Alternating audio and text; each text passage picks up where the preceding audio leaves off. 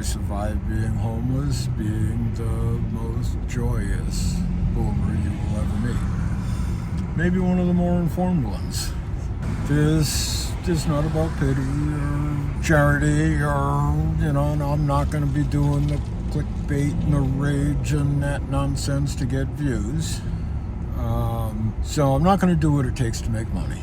But yes, this is about making money, turning around a lifetime of good work that ended with nothing. I can't say I did everything right. Can't say I was a veteran with PTSD and, nothing extraordinary. I lived life well.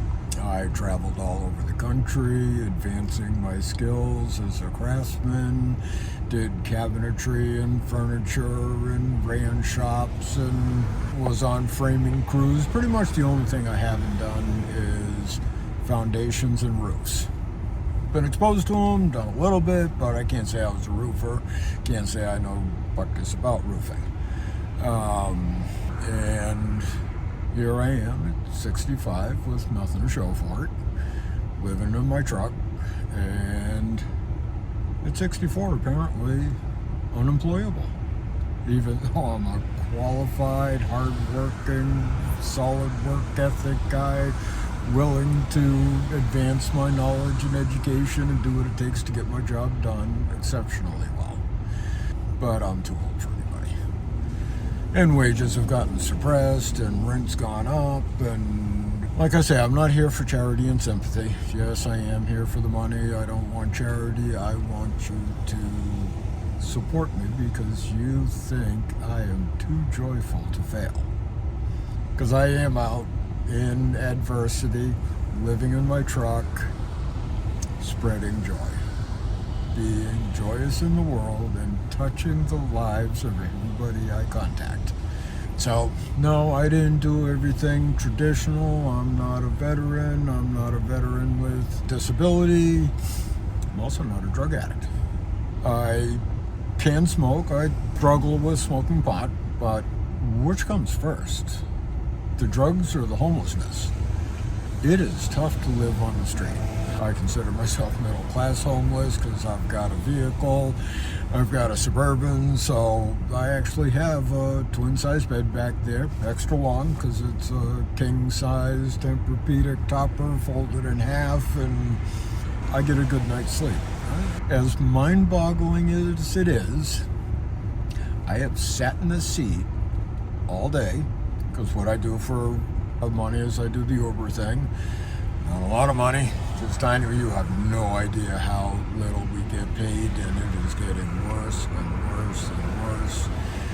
AI algorithms are suppressing wages everywhere and increasing rents and increasing auto insurance, and it's just anything below the top 10% is getting whacked hard. Now, I'm not here to blame. I'm not here to get angry at the world, even though I have multitude of reasons to do so.